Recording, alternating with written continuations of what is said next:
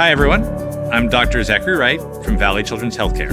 I'm going to talk to you today about concussions and how to recognize them. A concussion is an impact to the brain that can be caused by an impact or rapid movement of the head.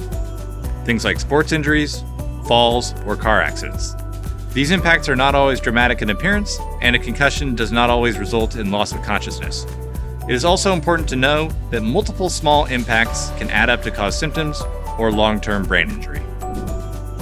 Signs and symptoms of concussion can range from smaller symptoms like sensitivity to light or sound, or mild impairments in concentration, to more obvious symptoms like headache, vomiting, and blurry vision.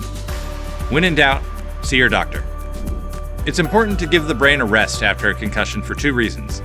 The brain needs time to recover, which can take longer if your child is exercising or concentrating too strenuously, and we want to avoid second impact syndrome, which is when a similar or even smaller impact results in a much more severe injury if it happens before the brain has recovered from a concussion.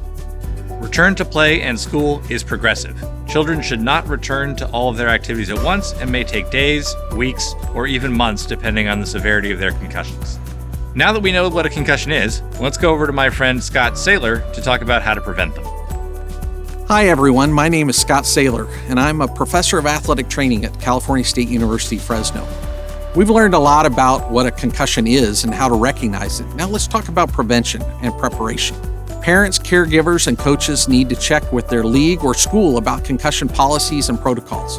It's also important to learn about concussion and how to recognize it. The CDC's Heads Up program has some great resources, or you can check out some resources at safekids.org. Insist on a culture of safety. Make sure the players wear approved and properly fitted protective equipment. Protective equipment should be maintained and should be worn consistently and correctly. Practice safe playing techniques and encourage athletes to follow the rules of play.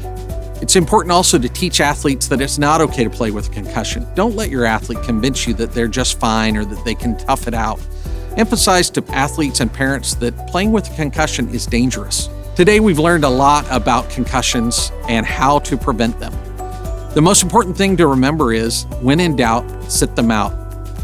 Fresno State is excited to partner with Safe Kids and Valley Children's to help keep your kids safe.